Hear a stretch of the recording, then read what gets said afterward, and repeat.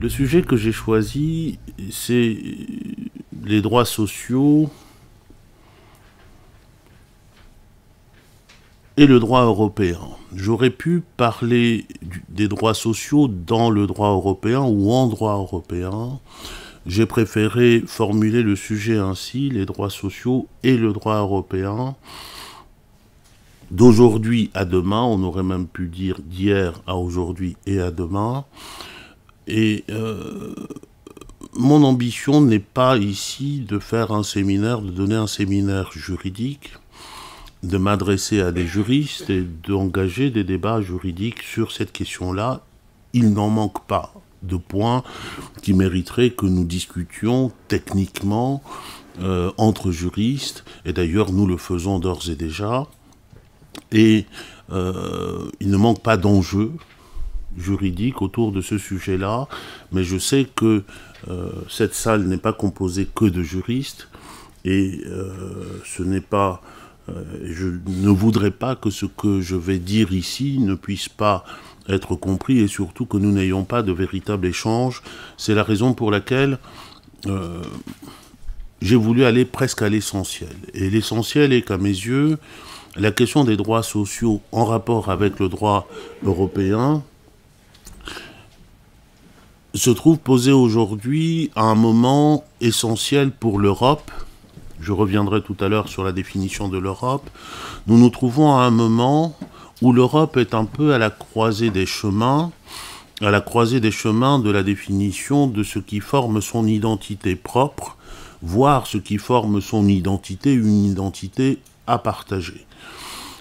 Et cette identité s'est forgée de façon diverse selon les cadres où l'on s'est trouvé, mais dans tous les cas, il me semble que l'identité européenne, au moins politique, économique et sociale, s'est définie pour les temps que nous vivons après la Seconde Guerre mondiale, et qu'elle s'est définie d'une certaine manière autour d'un idéal qui était appelé alors l'idéal démocratique. Cet idéal démocratique, qui a trouvé différentes expressions dans les formulations qu'en ont données les institutions européennes, si je ne me réfère qu'à la Cour européenne des droits de l'homme, la Cour ne cesse de répéter cette exigence d'une société démocratique européenne.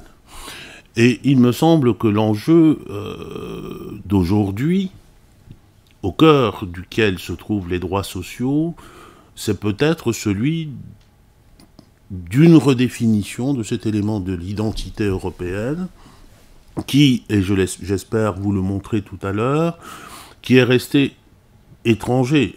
Cet élément, les droits sociaux, est resté étranger à la définition de l'identité européenne et à la définition des valeurs européennes de l'immédiate après-guerre.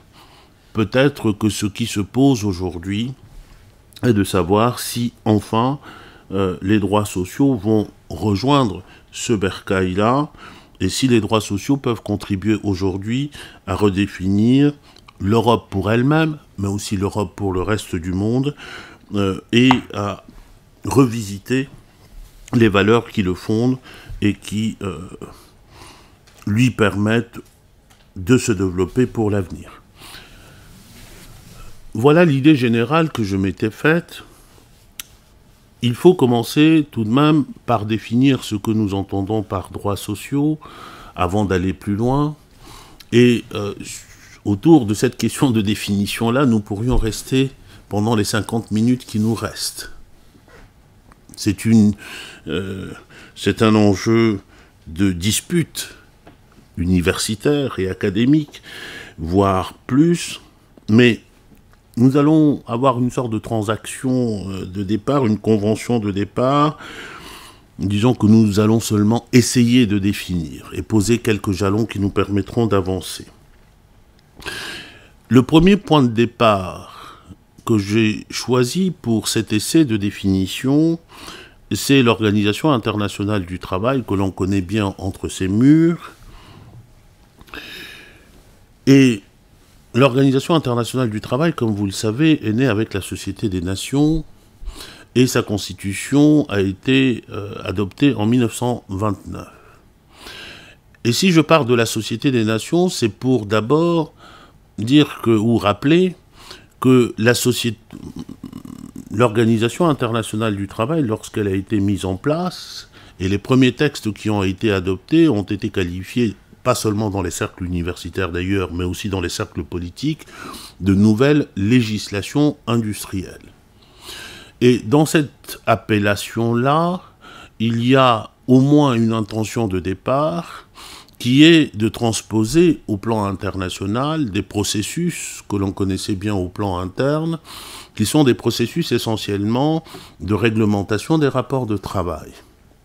Législation de travail, c'est l'expression que nous sommes ici dans un domaine qui est un domaine de politique publique ou de régulation juridique des activités humaines, et on est relativement loin, au moins en théorie, de la problématique des droits fondamentaux ou des droits sociaux.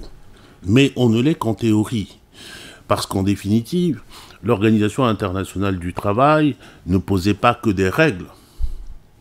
Ces règles étaient animées par un souffle qui était inscrit dans la constitution de l'Organisation internationale du travail et dont l'un des principes, l'un des 9 principes qui avaient été posés à l'époque, que nous connaissons tous ici, c'est-à-dire le travail n'est pas une marchandise, ce sont des principes qui sont destinés d'abord à fixer le cap de cette réglementation du travail, mais ont une fonction protectrice qui correspond d'ailleurs à la fonction du droit social de l'époque, qui était vu au moins dans les manuels, mais pas seulement.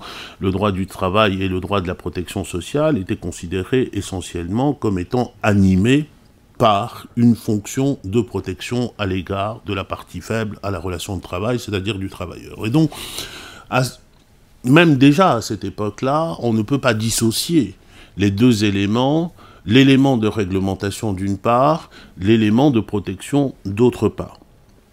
Et cette dimension protectrice, qui correspond à mes yeux à l'identité des droits sociaux, cet élément de protection n'a fait que se développer au fur et à mesure du développement de l'Organisation internationale du travail. Je ne reviendrai pas ici sur les différents éléments de cette progression, en tout cas pas sur le fond. Je rappellerai simplement la déclaration de Philadelphie de 1944 que personne dans cette salle ne peut ignorer, et je n'ai même pas besoin de rappeler qu'il y a un ouvrage magistral qui a été commis sur ce sujet-là, et puis de la déclaration de Philadelphie jusqu'à une déclaration par laquelle l'Organisation internationale du travail va assumer cette transmutation-là des éléments considérés par certains encore comme des éléments de simple réglementation en des droits subjectifs, éventuellement en des droits sociaux fondamentaux. Je veux parler de la déclaration de 1998 qui concerne les principes de droit, qui porte les principes concernant les droits fondamentaux. 4 principes essentiellement, hein, c'est le droit d'association, le droit de négociation collective qui sont liés, l'interdiction du travail forcé, l'interdiction du travail des enfants et la non-discrimination. De cette évolution-là, on peut retenir, enfin je veux retenir essentiellement ici que les droits sociaux sont des droits de l'homme, au sens où l'entendait la Déclaration universelle des droits de l'homme, c'est-à-dire en tant que prérogatives qui sont attachées à la personne, soit en raison d'une position située, qui est la position de travailleur, soit à raison de son identité d'être social. J'y reviendrai tout à l'heure, puisque à côté des droits sociaux fondamentaux du travailleur, il y a aussi les autres droits que l'on appelle les droits sociaux qui sont applicables, en tout cas qui peuvent être revendiqués par toute personne. Les droits sociaux sont donc des droits de l'homme. Je ferai ici l'économie des débats qui agitent le monde du droit autour de cette définition-là. Est-ce qu'il s'agit de droits, les droits sociaux sont-ils des droits subjectifs ou des droits correspondant simplement à une obligation ou à des obligations objectives de l'État? Je n'y répondrai pas. Est-ce que les droits sociaux constituent une catégorie particulière parmi les droits fondamentaux? Je ne répondrai pas davantage à cette question-là, peut-être dans le débat tout à l'heure. Est-ce qu'il existe une hiérarchie des droits sociaux? La déclaration de l'OIT de 1998 le laisse entendre un tout petit peu, dans la mesure où la liste qui contient les droits fondamentaux, qui se résume à 4, est une liste extraite de la déclaration de Philadelphie, ce qui laisse de côté les autres qui avaient été imaginés au départ. Mais je ne répondrai pas davantage et on pourrait poursuivre cette liste-là des questions qui se posent. L'autre élément, c'est l'Europe. Et sur cet autre élément-là, il n'y a pas... je pense qu'il n'y a pas de doute qui traverse cette salle, donc je m'en tiendrai ici à rappeler que l'Europe dont je vais parler ici, c'est l'Europe institutionnelle. Et cette Europe institutionnelle s'est dédoublée immédiatement après la Deuxième Guerre mondiale et s'est constituée en deux pôles avec deux logiques qui sont séparées, au moins théoriquement séparées. Nous avons d'un côté un modèle qui est celui d'une Europe des États souverains, c'est l'Europe de Strasbourg, qui a son siège à Strasbourg, c'est le Conseil de l'Europe, et de l'autre côté, une Europe intégrée, que l'on appelle parfois l'Europe des peuples parce qu'on ne trouve pas des mots plus précis, mais qui se trouve à Bruxelles. Nous avons ces deux modèles-là.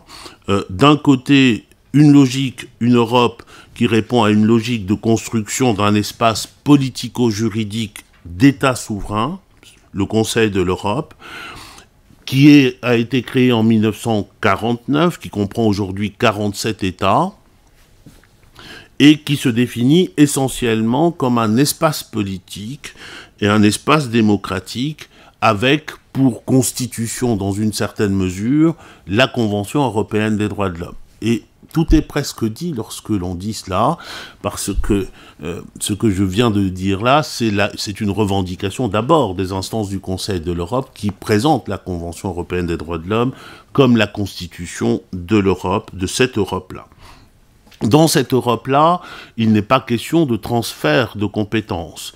Les États n'ont abandonné aucune compétence à cette organisation-là, ne lui ont transféré aucune compétence.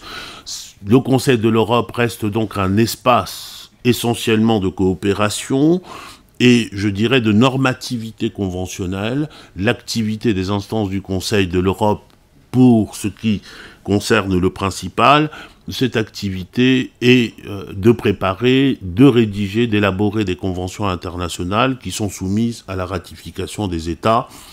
Il y a bien sûr, au-delà de ces conventions-là, des programmes qui sont mis en place, mais qui ne correspondent pas à l'idée que l'on pourrait se faire d'une politique au sein de l'Union européenne. L'Union européenne, ai-je besoin d'y insister, c'est la logique de la construction d'un espace économique, disons le mot, c'est la construction, la constitution d'un marché, appelé commun dans un premier temps, unique dans un deuxième temps, un marché qui est promu par une entité juridique intégrée à visée supranationale, ou en tout cas à vocation supranationale, c'est l'Union européenne. On connaît les étapes, 1952, 1958, 1992 avec la naissance de l'Union européenne. Je reviendrai tout à l'heure sur certains des éléments de cette étape-là, mais il ne faut pas aller trop vite. Après cette définition, je vous propose maintenant d'entrer dans le vif de notre sujet, c'est-à-dire quelle est la position des droits sociaux en rapport avec cette Europe-là. Et je vous propose de procéder en trois temps. D'abord, le temps historique qui nous permettra de comprendre l'état de ces rapports aujourd'hui. Et puis ensuite, l'actualité, ce qu'il en est aujourd'hui et peut-être tracer quelques perspectives. D'abord, la dimension historique, les droits sociaux dans la construction européenne. Je dirais que la question de la place des droits sociaux dans la fondation de l'Europe, c'est un peu comme l'histoire d'une non-rencontre entre ces deux éléments-là. Une non-rencontre qui est d'ailleurs paradoxale. Elle est paradoxale pourquoi? Parce qu'au moment où l'on songe à instituer le Conseil de l'Europe ou l'Union européenne, l'Europe dispose d'un héritage. Et c'est cet héritage qui va être oublié. En 1945, 1949 pour ce qui concerne le Conseil de l'Europe, en 1949, le monde a un héritage qui se construit autour de l'idéal de paix. Et il y a au moins à ce moment-là, du point de vue des droits sociaux, deux faits internationaux majeurs qui pouvaient s'imposer comme référence ou comme source d'inspiration. Le premier fait, c'est ce que nous avons évoqué tout à l'heure, c'est l'Organisation internationale du travail. La déclaration de Philadelphie a été adoptée en 1944, au centre de cette déclaration, nous avons l'idéal qui est affirmé d'une paix par la justice sociale et avec le développement non seulement de valeurs mais de droits que l'on pouvait considérer d'ores et déjà comme étant fondamentaux, des droits sociaux fondamentaux. Mais l'idée qui me paraît essentielle que l'on peut tirer de la déclaration de Philadelphie, c'est cette mise en relation de la construction d'une paix durable et du socle sur lequel cette paix durable peut être construite. Car après tout, lorsque le Conseil de l'Europe va être créé, l'intention est aussi de construire une paix durable en Europe. Lorsque l'Union européenne va être créée, il suffit de se référer au discours de Robert Schuman ou aux déclarations de Jean Monnet, il s'agit là aussi de construire une paix durable en Europe. Or, 1944, nous savons déjà, en tout cas, l'idée est avancée, que cette paix ne saurait être durable si elle n'est pas fondée sur la justice sociale. Le deuxième fait international majeur, c'est la Déclaration universelle des droits de l'homme, 1948, adoptée par l'Assemblée générale des Nations unies, donc ayant une portée mondiale, comme la Déclaration de Philadelphie également, d'ailleurs. Et sur la Déclaration universelle des droits de l'homme, il y a deux éléments qu'il convient peut-être de rappeler. La Déclaration universelle part du même postulat que la Déclaration de Philadelphie. C'est le même postulat qu'on y retrouve. Sorti de cet enfer où l'humain est devenu inhumain, il s'agit de construire un avenir différent. Je vous renvoie, je n'ai même pas besoin de vous renvoyer au préambule de la Déclaration des droits de l'homme et Déclaration universelle des droits de l'homme, non pas Déclaration des droits de l'homme et du citoyen. Et puis, cette déclaration se présente, on en retient toujours qu'elle est universaliste, mais ce qu'on retient un peu moins, mais qui à mes yeux est un élément déterminant, c'est que c'est une déclaration qui a été forgée sur le modèle de l'unité des droits de l'homme à partir d'une idée qui est celle de l'unité des droits de l'homme. Et René Cassin, qui avait participé à la rédaction de cette déclaration, avait joué un rôle important, avait, dans un cours qu'il avait professé immédiatement après à l'Académie de droit international de La Haye, avait produit un commentaire de la déclaration qui est tout à fait intéressante et qui pourrait d'ailleurs intéresser des personnes qui sont férus d'architecture, parce qu'il nous faisait la déclaration avec représentée avec une figure architecturale, avec un fronton, trois piliers, dont l'un des piliers, à ses yeux, étaient les droits sociaux, et ces trois piliers soutiennent ensemble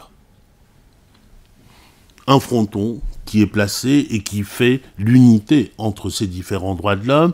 La Déclaration universelle des droits de l'homme, c'est la déclaration de tous les êtres humains, concernant tous les êtres humains et tous les droits dont ils doivent disposer, sans aucune hiérarchisation entre ces droits. Et voilà les deux éléments qui existaient à ce moment-là. Or, comme nous allons le voir, à la fondation du Conseil de l'Europe, ces éléments-là ne vont pas être repris. Ils ne vont pas être repris et on en est très étonné.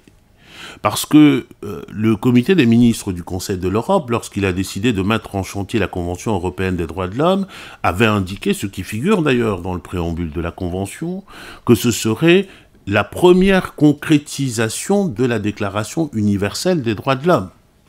Il s'agissait de donner corps juridique à la déclaration qui n'avait pas de portée juridique et qui ne disposait pas de mécanismes de garantie à caractère universel ou même local.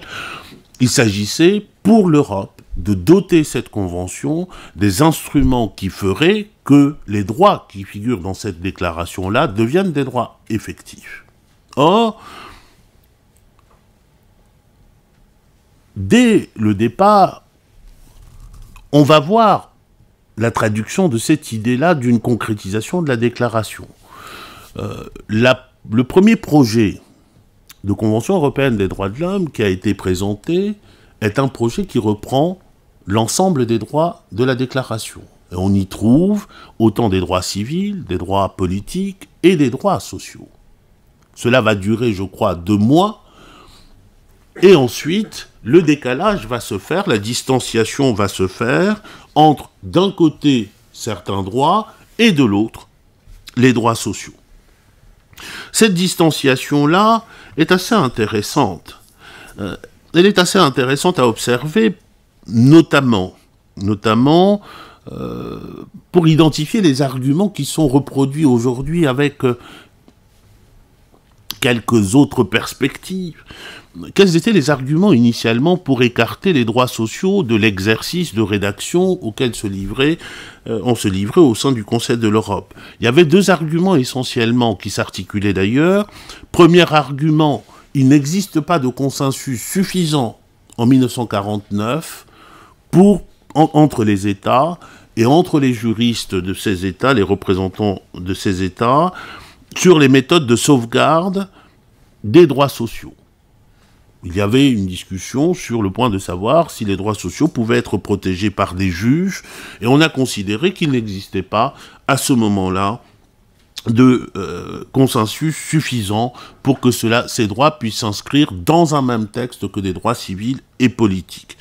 Je dirais plus brutalement qu'il y avait un refus de la plupart des États, qui s'est exprimé d'ailleurs dans les travaux préparatoires, un refus de la plupart des juristes qui formaient le comité de rédaction de la Convention d'admettre l'idée que des droits sociaux puissent être autre chose que des objectifs de politique sociale. Ce ne sont pas des droits fondamentaux, donc non susceptibles d'être protégés par un juge. Ça, c'est le premier élément. Le deuxième élément tient dans l'urgence.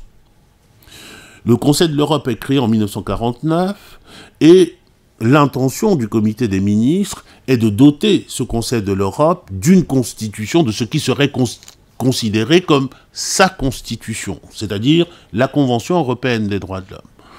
Et l'urgence qu'il y avait donc à rédiger ce texte, qui sera ensuite signé quelques mois seulement après la création du Conseil de l'Europe, l'urgence qu'il y avait à signer ce texte a conduit à considérer qu'il n'y avait pas le temps de vider toutes les querelles autour de la question de la justiciabilité des droits sociaux avant de signer un tel texte. Donc il fallait aller vite, réduire la Convention européenne des droits de l'homme à la garantie des droits civils et peut-être politiques, d'ailleurs politique ça viendra seulement après, des droits civils d'abord, éventuellement politiques, et de renvoyer à plus tard la protection des droits sociaux avec une promesse qui était faite à ce moment-là par le comité des ministres, qui est que l'instrument qui viendrait protéger les droits sociaux serait le pendant de la Convention européenne des droits de l'homme. C'est la charte sociale sur laquelle je reviendrai tout à l'heure. Mais sur ces 2 arguments-là, ces 2 arguments me paraissent intéressants. Pourquoi ? parce qu'il révèle d'abord qu'il n'y avait, aux yeux des représentants des gouvernements et des rédacteurs de la Convention, il n'y avait aucune urgence des droits sociaux dans l'établissement d'une constitution européenne.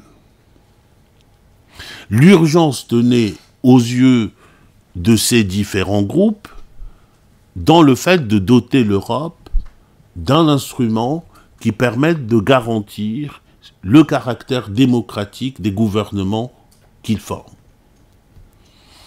De sorte que, dès ce rejet, on peut sentir, à mon avis, le fait que les droits sociaux ne participent pas de cette dynamique-là, de la définition de l'identité démocratique européenne. Et puis, on a renvoyé les droits sociaux à un autre instrument. Cet autre instrument, c'est la Charte sociale européenne, qui sera signée en 1961 à Turin. Une Charte sociale européenne qui a un contenu intéressant, sur lequel je n'insiste pas ici, consacre 19 droits. Il a un contenu intéressant, mais même s'il est officiellement le pendant de la Convention européenne des droits de l'homme, je trouve que cette charte sociale de 1961 fait pâle figure au regard de la Convention européenne des droits de l'homme, au moins pour deux raisons. D'ailleurs, la secrétaire générale du Conseil, une des secrétaires générales du Conseil de l'Europe, Catherine Lalumière, l'appelait le tigre de papier, la charte sociale européenne. Deux raisons de la faiblesse de cet instrument, au moins au départ: la manière dont les droits sont formulés, qui d'ailleurs est un argument récurrent des juges pour refuser de l'appliquer, et ensuite la conception même de la garantie européenne de ces droits. D'un côté, dans la Convention européenne des droits de l'homme, nous avons une cour avec une procédure de requête individuelle, et de l'autre, au moins pour la Charte sociale européenne, au départ, il n'y avait qu'une procédure de contrôle sur la base de rapports qui sont élaborés périodiquement par des États. Le système que l'on connaît au sein de l'Organisation internationale du travail aussi, mais à côté des recours, dans le cadre de la Charte sociale européenne, il n'existait au départ que cette méthode-là de garantie. Ceci, pour le Conseil de l'Europe, oublie dans le cadre de l'Union européenne également, de cet acquis dont je parlais tout à l'heure. Il n'y a pas besoin d'y insister outre mesure. Nous savons tous que ce soit le traité de 1952, le traité de Paris qui institue la communauté européenne du charbon et de l'acier, ou les traités de Rome, il n'y a dans ces traités aucune déclaration des droits, donc ni de droits civils, ni de droits sociaux, ce qui conduira d'ailleurs à la critique du caractère peu démocratique, ou de ce qu'on appelait à l'époque le déficit démocratique des communautés européennes. Il n'y a pas place dans la construction juridique et institutionnelle qui est mise en place à ce moment-là pour des droits sociaux, mais après tout, on pourrait se dire il n'y en a pas pour les autres droits non plus. Certains ont pu écrire que, contrairement aux droits politiques, il y avait des droits sociaux dans les traités. Et que ces droits économiques et sociaux se présentaient sous la figure des libertés qui sont accordées aux travailleurs, par exemple, aux entrepreneurs qui veulent s'établir, à ceux qui veulent prester service au-delà des frontières. Donc, liberté, des libertés des personnes qui peuvent être considérées comme des droits économiques et sociaux. Mais cela ne trompe guère, au moins dans le traité de départ, que le travailleur, puisqu'il s'agit de lui, lorsqu'il se voit reconnaître une liberté de circulation, il n'est qu'un agent au service de la construction d'un espace économique homogène. C'est l'un des facteurs de production, si l'on peut dire, l'un des facteurs qui doivent contribuer à la constitution de cet espace économique unique, unifié, ce marché unique. Par voie de conséquence, les libertés dont il s'agit se présentent essentiellement comme les libertés du marché, comme des vecteurs du marché, comme les piliers du marché, et non comme des droits et des libertés fondamentaux. Je n'y insiste pas outre mesure. Maintenant, dans la Fondation, nous avons cela. Il reste la construction de ces deux Europes. Qu'en est-il des droits sociaux dans la construction européenne ? On peut dire de ce point de vue-là qu'il y a une avancée, mais que cette avancée est timide, et que, en définitive, il y a une reconnaissance des droits sociaux sans effectivité, ou privés d'effectivité. Partons d'abord des communautés européennes à l'Union européenne d'ailleurs. La reconnaissance des droits sociaux va se faire assez tardivement. Elle aurait pu se faire très tôt, mais elle se fera très tardivement. Nous savons que les droits fondamentaux sont entrés dans le droit des communautés européennes par la voie prétorienne. C'est le juge, d'abord, qui a construit les droits fondamentaux comme objet du droit de l'Union européenne, comme obligation des institutions européennes, dans un contexte, d'ailleurs, qu'il n'est pas inintéressant de rappeler, qui est un contexte doublement marqué par les critiques à l'égard du déficit démocratique européen et par des contestations récurrentes de la part de juridictions constitutionnelles nationales, à commencer par la Cour constitutionnelle allemande et par la Cour constitutionnelle italienne. Contestation par des cours, cette contestation par les cours constitutionnelles européennes était la contestation de la primauté du droit de l'Union, qui est un élément quand même essentiel pour l'efficacité de ce droit-là, et la Cour constitutionnelle allemande, dans ses arrêts qu'on a fini par appeler les arrêts Solange, c'est-à-dire tant que, dans ces arrêts, la Cour constitutionnelle affirme que dès lors qu'un acte de l'Union européenne porte atteinte ou est susceptible de porter atteinte à des droits fondamentaux garantis par la loi fondamentale allemande, le juge interne n'a plus l'obligation de respecter le principe de primauté, donc il peut écarter le droit de l'Union européenne. C'est donc sous cette menace-là, sous cette menace-là, que va se constituer la jurisprudence, et c'est à cette menace-là que la Cour répond. Donc les droits fondamentaux vont être construits dans l'ordre juridique communautaire comme des droits, d'abord par le juge. Le juge, c'est la période concernée, c'est le début des années 70. Il y a un premier arrêt en 1970, un autre en 1974, etc. Et la Cour de justice va venir dire que les droits fondamentaux font partie intégrante de l'ordre juridique communautaire. Voilà l'affirmation fondatrice de l'entrée des droits fondamentaux dans l'ordre juridique de l'Union européenne, et la technique juridique qui est employée est celle des principes généraux du droit sur laquelle je ne m'étendrai pas ici. Le juge, ayant l'interdiction de ne pas décider, de ne pas trancher, de ne pas statuer, s'il n'existe pas de règles écrites, en tout cas dans les systèmes de droit écrit, le juge doit chercher ou fonder ou trouver la règle de droit qui se dégage et l'appliquer au litige en question. Et nous savons très bien que toutes les juridictions, dans tous les ordres juridiques, essaient de combler les lacunes du droit en recourant à des principes généraux du droit. C'est ce que fait la Cour de justice de l'Union européenne en affirmant s'inspirer de deux sources essentiellement, les traditions constitutionnelles communes aux États membres d'un côté, et puis les traités internationaux qui ont été ratifiés par les États membres des communautés européennes de l'autre. Donc,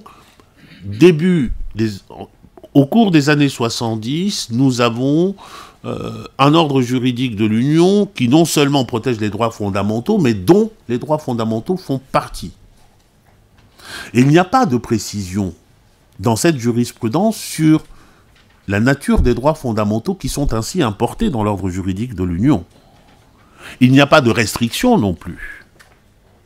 Et on constatera que tout au long du développement de la jurisprudence de la Cour, ce que va développer la Cour, c'est essentiellement les droits civils et politiques. Je dirais même, c'est exclusivement des droits civils et politiques. Ce que l'on rencontre dans l'ordre juridique de l'Union, même encore aujourd'hui, puisque cette jurisprudence a été reprise par le traité sur l'Union européenne, il y a une disposition qui consacre l'existence des droits fondamentaux en tant que principes généraux du droit, qui écrit les acquis de la jurisprudence, mais même encore aujourd'hui, vous chercherez en vain dans la jurisprudence de la Cour des arrêts dans lesquels la Cour affirme l'existence de droits sociaux fondamentaux et en tire des conséquences positives.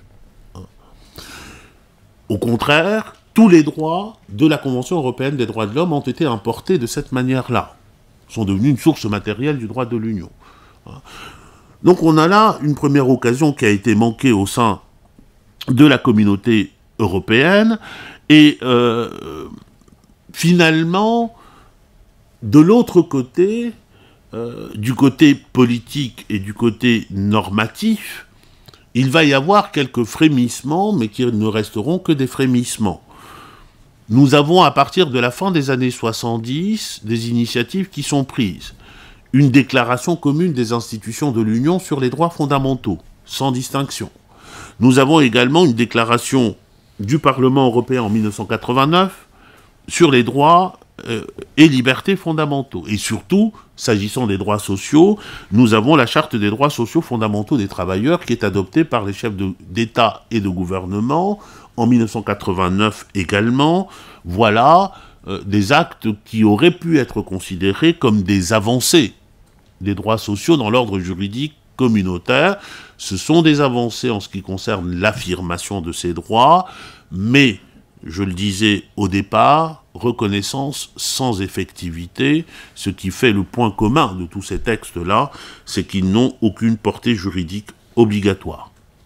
Par ailleurs, il s'opérera dans le même temps des avancées au niveau, je dirais, constitutionnel, c'est-à-dire des avancées dans les traités fondateurs eux-mêmes, en particulier avec l'introduction à partir du traité de Maastricht 1992, l'introduction d'une référence aux droits sociaux, une disposition qui affirme l'attachement des États membres aux droits sociaux tels qu'ils sont proclamés par la Charte sociale européenne. C'est là une disposition qui ne produira jamais d'effet juridique dans la jurisprudence de la Cour. Ce n'est pas tant que la formulation ne permettait pas de leur faire produire effet juridique, ce n'est pas en France que je pourrais affirmer cela devant des personnes qui connaissent peut-être, même certainement, la jurisprudence du Conseil constitutionnel relative aux droits constitutionnel qui a su tirer de l'attachement du peuple français à la déclaration de 1789 et au préambule de 1946, une force juridique obligatoire attachée à ces différents instruments et aux droits qui y figurent. En tout cas, dans le cadre de l'Union européenne, cette affirmation-là ne produira pas d'effet. Et puis, je n'insiste pas sur l'autre élément parce qu'il est, je dirais, il est hors sujet, mais dans la mesure où un certain nombre d'écrits en font mention, je dois quand même le signaler. Dans le même temps, 1992, c'est l'affirmation dans les traités de dispositions à caractère social, ou en tout cas de fondement d'une politique sociale. Mais à mes yeux, ces dispositions qui forment la base de la politique sociale ne s'analysent pas en des droits sociaux fondamentaux. On peut y revenir pendant la discussion si vous le souhaitez. Donc dans le développement, comme nous l'avons vu, dans le développement de la communauté européenne jusqu'à l'Union européenne, nous avons au mieux l'affirmation dans des textes sans portée juridique obligatoire des droits sociaux, il n'y a rien d'autre. Dans le cadre du Conseil de l'Europe, nous savons, la Charte sociale européenne de 1961. Mais, et là je peux me permettre d'aller très vite, jusqu'en 1988, cette Charte sociale européenne n'a pas véritablement de vie. Je ne vous raconterai pas ici les difficultés rencontrées par le comité des experts de l'époque dans le cadre des mécanismes de garantie de cette charte-là. C'est d'ailleurs la raison pour laquelle, à partir de 88, on va lancer ce qu'on appelle la relance de la charte sociale, parce que on avait fait le constat au sein du Conseil de l'Europe de l'inefficacité du dispositif de la charte sociale européenne. Et il y a, de l'autre côté, la Convention. Il reste la Convention dans le cadre du Conseil de l'Europe. Et s'agissant de la Convention européenne des droits de l'homme, le mouvement est un mouvement de reconnaissance très limitée des droits sociaux. D'abord, dans le texte qui a été adopté en 1950, je ne l'ai pas dit tout à l'heure, il faut rappeler qu'il y a au moins 2 dispositions qui touchent à la matière sociale. L'article 4, interdiction du travail forcé, de l'esclavage et de la servitude. Article 11, liberté de réunion et surtout liberté d'association, y compris la liberté syndicale. Et dans les années 60, 70, 90, la Cour va être sollicitée sur le terrain social. Elle va être sollicitée de nombreuses fois, et d'ailleurs, je pense que si un jour un étudiant téméraire se présentait, il serait intéressant de lui faire relire toute la jurisprudence de la Cour de cette époque, et notamment les décisions d'irrecevabilité, parce que ces décisions sont extrêmement intéressantes. Je vais prendre simplement 2 exemples qui correspondent à cette période, années 60, 70, 80. Il y avait un lourd contentieux, un fort contentieux qui touchait aux droits de la fonction publique allemande, à la fonction publique allemande. C'est la période où, pas sous prétexte, en tout cas au motif de s'assurer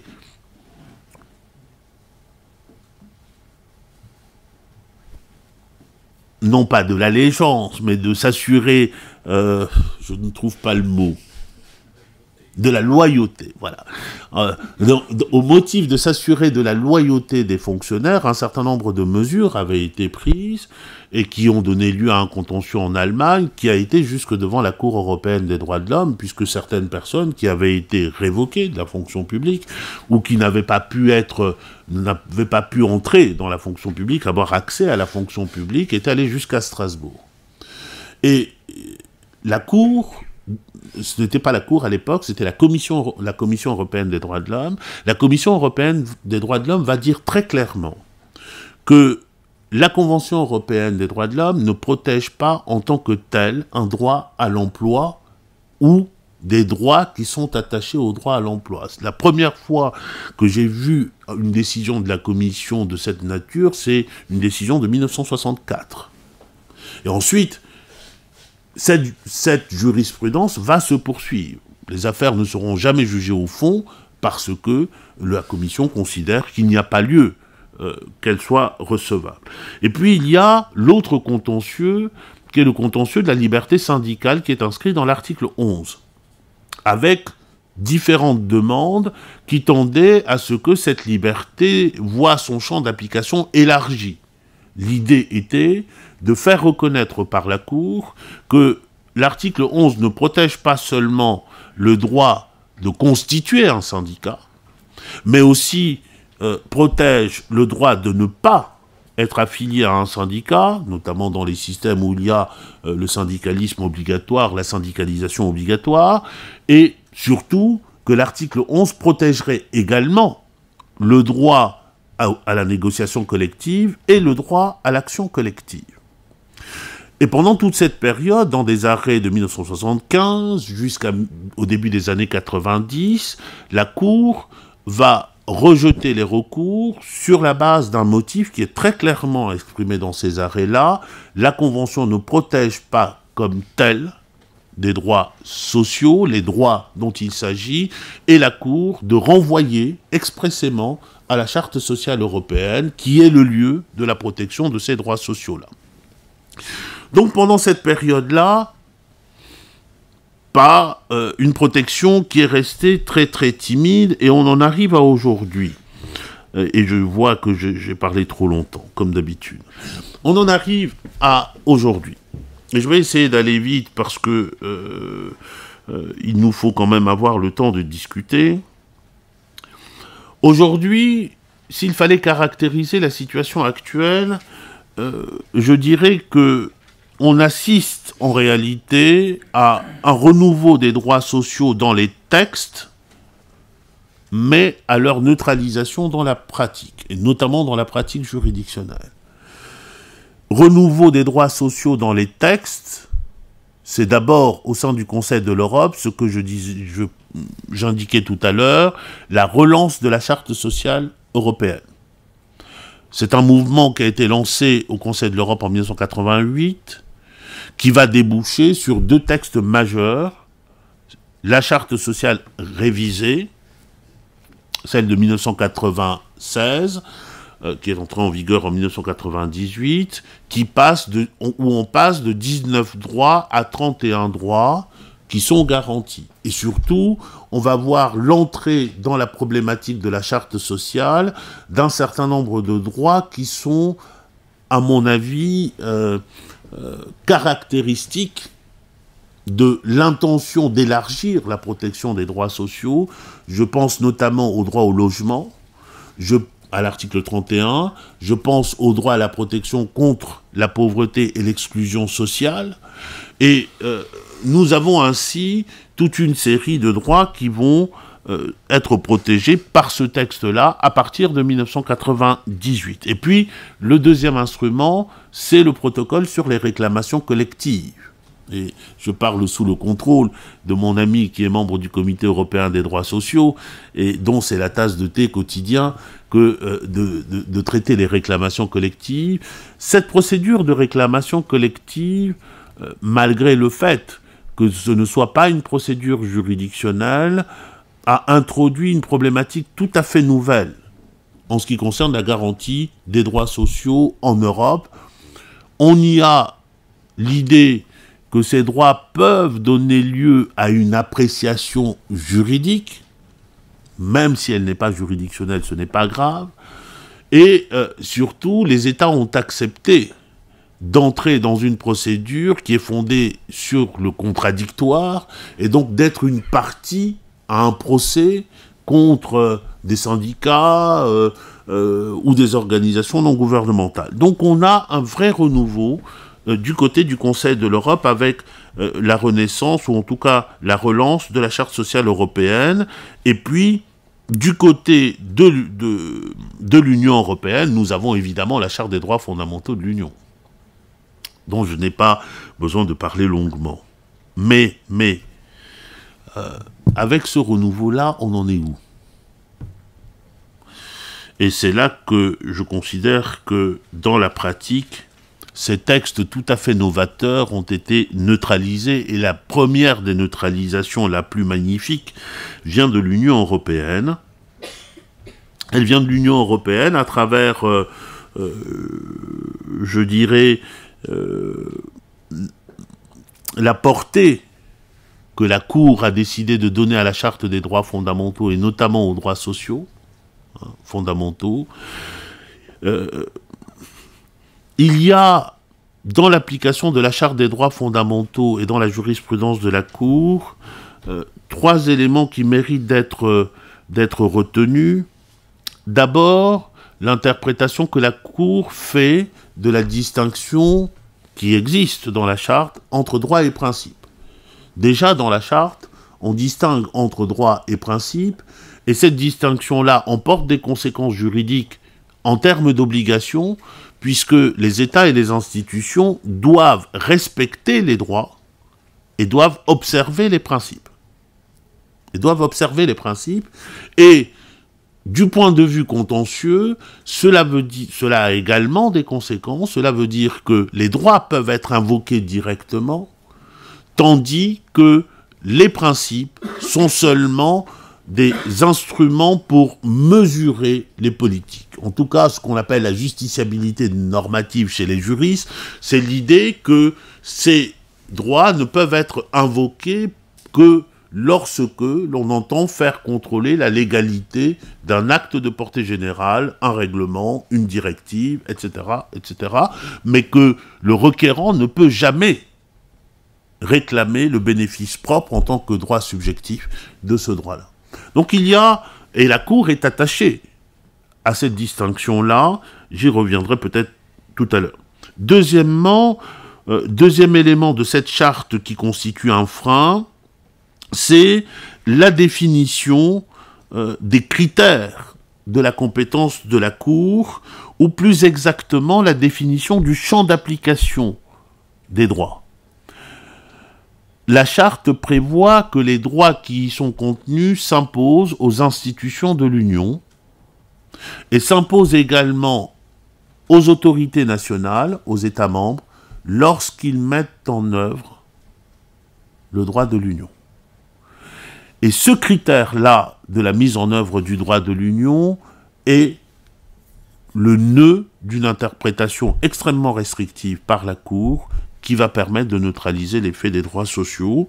Et puis enfin, il faut signaler également l'expression, ce qui est l'expression d'une méfiance particulière des États à l'égard des droits sociaux dans la charte même.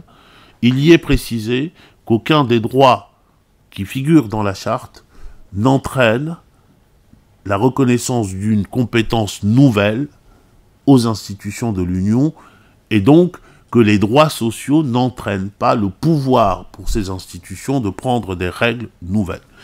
Et puis, il y a, s'agissant des droits dits sociaux, cette formule par laquelle, après avoir affirmé le droit, on indique que ce droit s'exercera dans les conditions fixées par les législations et pratiques nationales. Donc, bon, tout cela donne quoi? Tout cela donne une jurisprudence de la Cour de justice qui a commencé à se manifester et qui s'est manifestée sur deux terrains. D'abord, il y a une affaire qui a été jugée en 2014, début 2014, c'est l'arrêt Association de médiation sociale qui est extrêmement parlant. Et puis il y a les décisions rendues par la Cour lorsqu'elle a été saisie par voie préjudicielle sur des mesures anti-crise dans différents États, hein, sur le fondement de la charte des droits fondamentaux de l'Union européenne. Ce que je voudrais dire avant ces décisions-là, c'est qu'en réalité, ces décisions-là, à mes yeux, poursuivent la logique de la jurisprudence que vous connaissez sans doute tous, Laval et Viking. On n'a pas changé d'horizon et on n'a pas changé de braquet depuis les arrêts Laval et Viking. Je m'arrêterai juste à l'arrêt Association de médiation sociale, qui concernait une question de calcul des effectifs, je crois. Et pour revenir aux droits sociaux, le raisonnement de la Cour est le suivant. La Cour va considérer que la charte, les dispositions de la charte, qui sont invoquées ici, qui sont les dispositions relatives à la consultation, au droit à l'information et à la consultation, droit des travailleurs à l'information et à la consultation, n'est pas directement applicable. Il ne peut s'appliquer qu'avec l'appui d'une directive. Quel est le raisonnement de la Cour?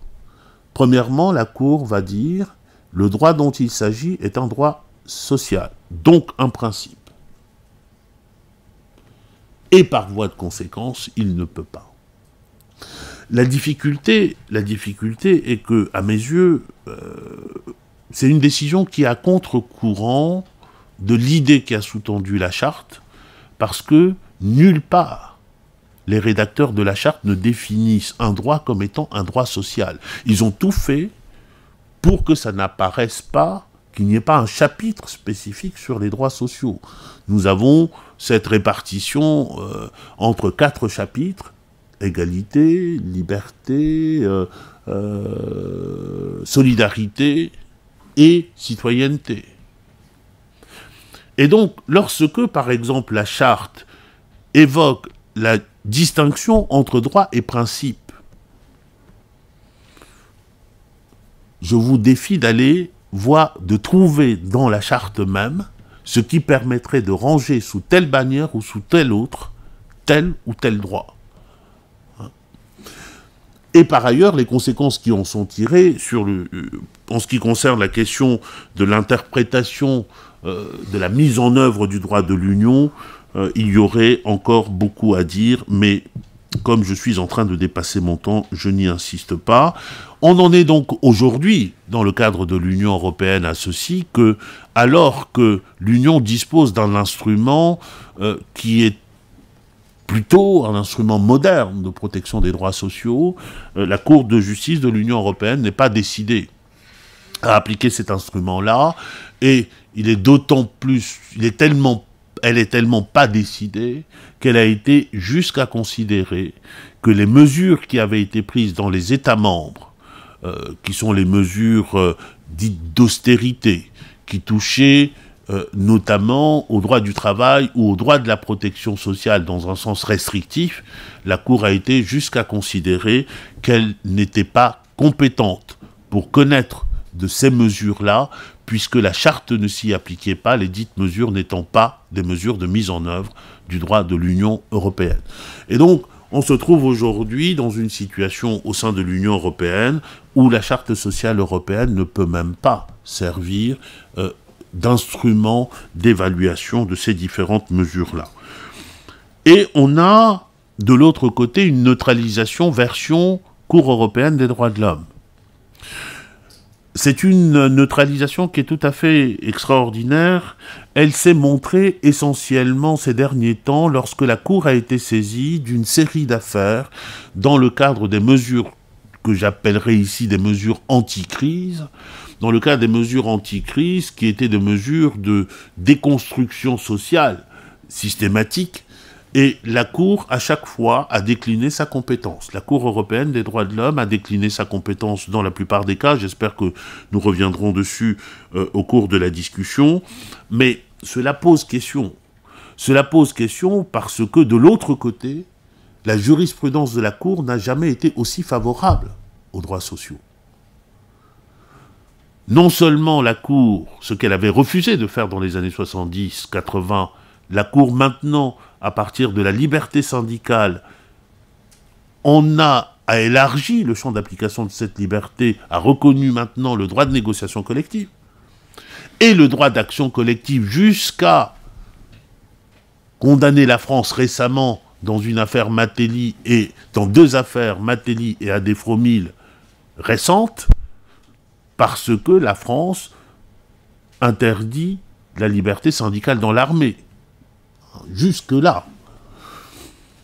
Donc, la Cour est extrêmement proactive, est devenue proactive sur le terrain des droits sociaux, et j'ai évoqué la liberté syndicale, mais l'exemple qui me paraît le plus frappant est celui de l'utilisation du droit à la vie privée par la Cour européenne des droits de l'homme pour arriver à en dégager un droit à l'emploi, qui, dans une affaire récente, a conduit la Cour en chambre, dans sa formation de chambre, à considérer que le non-renouvellement d'un contrat de travail pouvait poser problème au regard du droit à une vie privée sociale de la personne considérée, dès lors que le droit à une vie privée sociale se construit dans le cadre professionnel et que, par ailleurs, de cette vie privée sociale, de ce versant-là de la vie privée sociale, dépend également un autre versant de la vie sociale, celle dans la société en général, parce qu'il faut bien gagner sa vie pour pouvoir vivre par ailleurs. Donc on est dans ce contexte-là où la Cour est imaginative en matière de droits sociaux et tout brusquement, à propos de ces mesures dont je suis en train de parler, nous avons une sorte de rétrogradation totale. Et à côté de cela, il y a le Comité européen des droits sociaux qui nage à contre-courant. Le Comité européen des droits sociaux, dans une série de recours qu'on a appelés les affaires grecques, dont nous parlerons sans doute tout à l'heure, et peut-être que Petros acceptera d'en dire un mot, dans les affaires qu'on a appelées les affaires grecques, c'était 7 recours, je crois. Le Comité européen des droits sociaux a été conduit à dire que les mesures qui avaient été prises, de régression sociale qui avaient été prises en Grèce, étaient contraires à la Charte sociale européenne, Ce sont des décisions qui sont importantes parce qu'elles indiquent, premièrement, que des circonstances de crise économique, de crise de la dette, même majeure, ne justifient pas d'activer un mécanisme de dérogation qui permettrait de ne plus appliquer ces droits-là pendant le temps de crise. En n'importe quelle circonstance, il y a un noyau dur des droits sociaux qui doit être garanti par l'État. C'est ce que signifiait cette décision-là. Et il y a une autre décision qui ne touche pas à ces mesures anti-crise, mais qui est la décision qu'on appelle anti-Laval. J'évoquais tout à l'heure l'arrêt Laval et Viking, et j'en terminerai sans doute par là. J'évoquais l'arrêt Laval et Viking tout à l'heure, dans lequel la Cour de justice admet que le droit de négociation et d'action collective est un droit fondamental de l'ordre juridique de l'Union, appartenant à l'ordre juridique de l'Union européenne, faisant partie de l'ordre juridique de l'Union européenne, mais dans le même temps que ce droit doit être subordonné aux libertés du marché, libre circulation, libre prestation de services, libre établissement, pardon, et puis libre prestation de services en l'occurrence, ou libre circulation des travailleurs, pardon. Et l'un des gouvernements, le gouvernement suédois, bon élève, a décidé de prendre les mesures pour modifier sa législation et a entrepris la modification de sa législation sur le statut des travailleurs détachés. Laquelle législation a été attaquée devant le Comité européen des droits de l'homme, le Comité européen des droits sociaux. Et lequel Comité européen des droits sociaux déclare cette législation nouvelle contraire à la Charte sociale européenne. Et donc, contradiction manifeste, et je pense que c'était aussi un acte, c'est un acte juridique, mais c'était aussi un acte politique du Comité européen des droits sociaux, j'ose le dire, je ne sais pas ce qu'ils en pensent de l'intérieur, mais de l'extérieur, je le vois un peu ainsi. Et cette décision est intéressante pour une raison qui est qu'elle n'est pas construite seulement en droit. C'est la première fois que dans des décisions de ce type, du comité comme de la Cour, le comité va dire que la charte sociale ne protège pas les mêmes valeurs, ne défend pas les mêmes valeurs que le droit de l'Union. Et le comité va raisonner en termes de valeurs, et nous en venons à ce que je disais tout à l'heure, et c'est la raison pour laquelle je pense que cette question-là du destin des droits sociaux aujourd'hui peut aussi être appréciée de ce point de vue-là. Donc nous arrivons à une situation où il y a contradiction manifeste entre le droit de l'Union et le droit de la Charte sociale européenne, où il y a hiatus entre la Cour européenne des droits de l'homme et le Comité européen des droits sociaux, et où on se demande quelle peut être l'issue. Et cette issue-là, nous le savons très bien, ne peut pas être juridique. Le droit international et les rapports entre les normes internationales et européennes a été construit sur un modèle qui n'est pas de conciliation, il n'y a pas de règle de conflit. Entre ces droits-là, ils sont égaux. Les conventions au sein du Conseil de l'Europe, selon le principe de l'effet relatif des traités, lient tout autant les États les uns que les autres. Donc vous ne trouverez pas en droit de règles de conflit qui permettent de résoudre cela. Ou bien alors, si nous voulons trouver une règle de conflit, il faut se référer à l'un des protagonistes et à son propre système. Et si vous vous placez du point de vue du droit de l'Union européenne, le droit de l'Union européenne, vous avez un principe, le principe de primauté. Et donc on écarte les autres. Mais de l'extérieur, vous ne pouvez pas le résoudre en droit. Et c'est à ce point-là que je conclurai en disant qu'aujourd'hui, je pense que la solution, les éléments du droit sont sur la table, les éléments de la problématique juridique sont sur la table, mais que cette solution-là, elle sera nécessairement politique, à mon avis. Et que ce qui se joue aujourd'hui autour de cette question-là de la protection des droits sociaux dans les circonstances les plus extrêmes de l'économie, Ce qui se joue, c'est, à mon avis, une redéfinition des valeurs de l'Europe, peut-être une hiérarchisation de ces valeurs-là,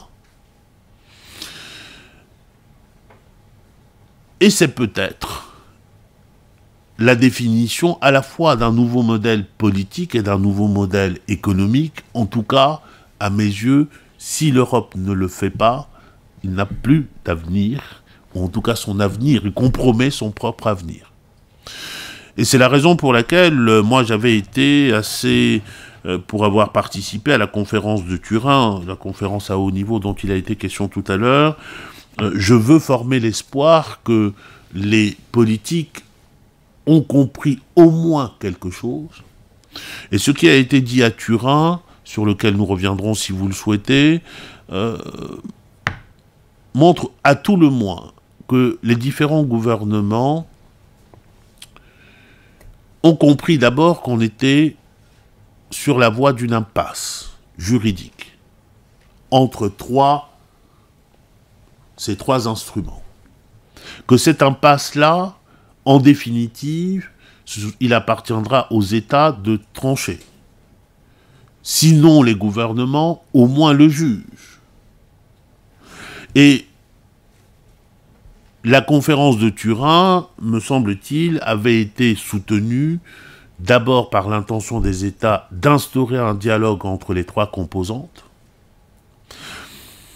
d'affirmer la nécessité de prendre en compte les valeurs du social dans les mesures de sortie de crise, c'est-à-dire dans l'économique, mais il y a loin de la coupe aux lèvres, et il faudra attendre pour voir si tout cela aboutit, et surtout dans l'immédiat, j'attends de savoir si le gouvernement suédois, qui a promis à Turin, je crois, de modifier sa législation sur les travailleurs détachés pour se conformer à la décision du Comité européen des droits sociaux, va tenir sa promesse, parce que s'il tient sa promesse, si ce gouvernement tient sa promesse, c'est le rapport avec le droit de l'Union qui méritera d'être suivi. J'ai été trop long, je m'en excuse, mais c'est le plaisir d'être parmi vous.